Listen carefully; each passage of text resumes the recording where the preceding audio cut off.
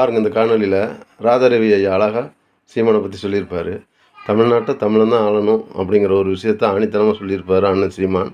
அதை எவ்வளோ அழகாக மேடையில் நம்ம ராதாரவி ஐயா பேசியிருப்பார். மாதிரி தமிழ்நாட்டை தமிழன் தான் ஆளணும் அப்படிங்கிற ஒரு விஷயத்த நல்லா தெளிவாக பேசியிருப்பார். பிடிச்சிருந்தா கமெண்டில் சொல்லுங்கள். இந்த திராவிடங்க விட அதெல்லாம் ஏமாத்து வேலை. இனிமேல் சீமான் சொல்கிறதெல்லாம் ஒரு விதத்தில் உண்மை. சீமானுடைய தாட் என்னான்னு கேட்டேன். தமிழ்நாட்டை தமிழன் தான் ஆள வேண்டும், அது கரெக்ட் பாயிண்ட். அது தமிழன் தமிழ்நாட்டை ஆளணும். கேரளாவை யாராவது ஆள முடியுமா? கர்நாடகாவை யாராவது ஆள முடியுமா? மகாராஷ்டிராவில் போய் யாராவது ஆள முடியுமா?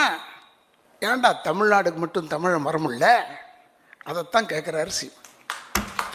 இது நம்ம ஜனங்க என்னென்ன வெறும் கை தட்டுவானா, அப்புறமா விட்டுருவான். இது ஒரு கஷ்டம் நம்ம ஆளுங்களுக்குள்ள.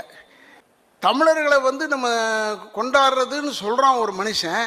அது நியாயம் சொல்லி இந்நேரம் அந்த ஆளுக்கு லட்சக்கணக்கில் சேர்ந்துருக்கணும் கூட்டம். நான் சொல்கிறேன், அந்த ஒரு பாயிண்டில் I am very much with Seeman தான். சீமான் சொல்கிற பாயிண்ட்டை யாராவது பேக்கப் பண்ணுங்கப்பா. எல்லாரும் தமிழன் தமிழ்நாட்டை ஆள வேண்டும், அண்டர்லைன். அவர் என்ன சொல்கிறாருன்னா, தமிழன் தமிழ்நாட்டுக்கு தலைவனாக இருக்கணும், நாங்கள் தலைவர்களாக இருக்கணும். நீ நிதி அமைச்சராரு, நீ வேறு ஏதோ ஒரு எஜுகேஷனாரு, எந்த பொருளங்காவது இருந்து தொலை, அதெல்லாம் எனக்கு கவலை இல்லை. தமிழன் முதலமைச்சராக இருக்கணும். அது ஒண்டி